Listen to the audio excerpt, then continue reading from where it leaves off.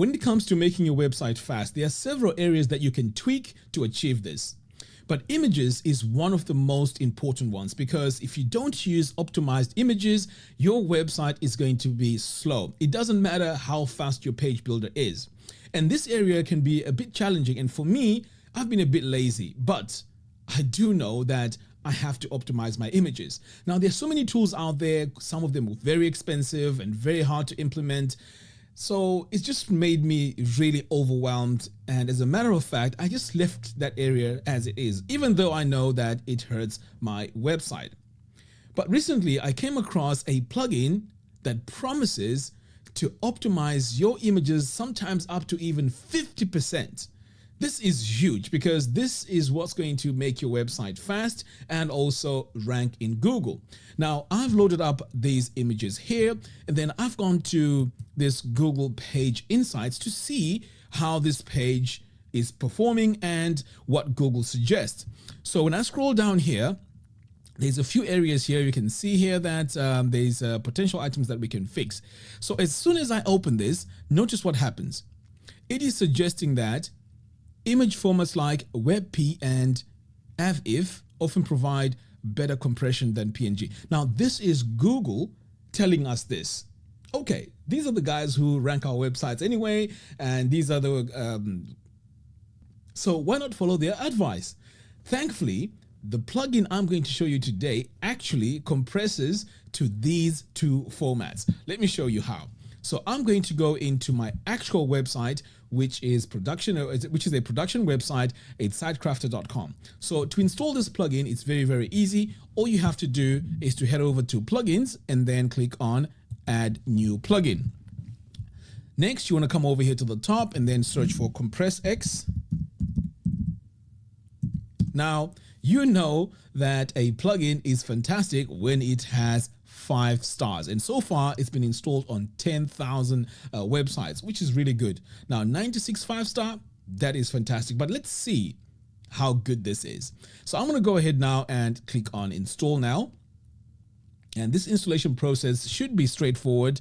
Next, I'm going to click on activate, and pretty much that's all you need to do. Now, after activating, you're going to see an entry over here on the left, which says CompressX. So straight away, we want to go into our settings, because this is where we're going to make sure that everything is all set correctly. All right. So here it's saying we've detected that server light speed, it requires a service restart, blah, blah, blah. Okay, fine. I can do that. That's not a problem. Now, the first thing is we want to enable this. So I'm going to click on enable, and already we can see that enable to convert the new uploaded images is set. So whatever new images I upload, they are going to be updated or converted. Next, we have this GD or Imagic. Right. So you can choose either of the two. Now, I haven't really tested to see which one is better, but usually I just go with the default. Next, we have the output formats. So we have WebP, which is one of the ones that was recommended by Google. Okay, so compression level.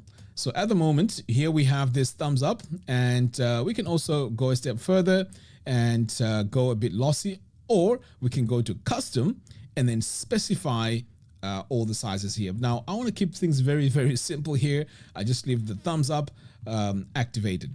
Okay, so now that I have this, the next step now is to head over. In fact, before I move on to the next part, you notice here that if you want to do, let's say, a watermark on your images, you can activate this, but this is a pro version. So far I have the free version. Okay, now let's go down. So here, I'm going to leave that as it is. I'm going to continue on down, and then here it's saying, do not convert PNG to WebP format. Now, sometimes you may have a logo which has a transparent background. So ideally, those images you don't want to convert to WebP format, because you're going to lose that transparency. All right, so I'm going to go ahead and activate those two, because I don't want them to be converted. Okay. Next, now this part here is very important, because you know, nowadays with our cameras, when we take pictures, they show all the geolocation and all those areas where the picture was taken and so on. You may not want this for security purposes, so this is where you want to make sure you check this one and make sure that that doesn't happen. All right, so we're going to continue on. Now, I normally leave this as it is. And here it's showing us our thumbnail images. Now, if there's a situation where maybe you're a photographer and you want to make sure that your original image is actually kept on the website, this is where you can uncheck this. But in most cases, you want to leave everything as it is.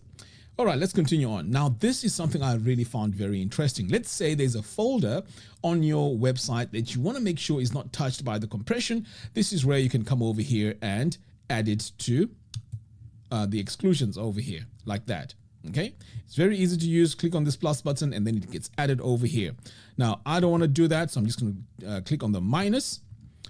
Next, we're going to scroll all the way down here. We also have other areas here like your WP content. You can go ahead and exclude some images. Now, let's say for whatever reason, you do not want to use this plugin anymore. Well, there's a really cool feature here where you can just come over here, type delete, uninstall the plugin, and all your images will be restored back to whatever format it was. If it's JPEG, it'll just be reverted back to JPEG. So these are situations where perhaps maybe you found a different service that you may want to use. So all your images will just go back to normal, and then the new service can just start and take on over from there. So I think this is a really, really, really, really good feature. All right, so now that I have all this selected, I can now click on Start Bulk Processing. So if I click on that, it's now going to go through the whole process of going through all my images, and we can see the progress here. It's found 22 images and it is processing. Now, I'm really curious to see how much compression I get and also if the quality of the image is still maintained. Okay, so we're almost done here. Great. So it's telling me here, failed, 0. That's all I care about right now. Okay, so I'm going to go ahead now and close, and pretty much I am good to go. All right, so let's go now to our folder. So I'm going to come over here to media. We're going to go to our library.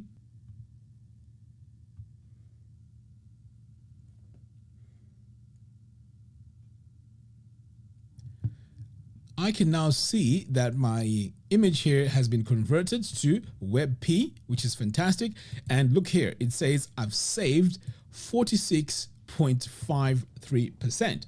And when I look closer at this image here, I cannot even see the difference between the original and the new one that has been converted. So this compression is super, super awesome.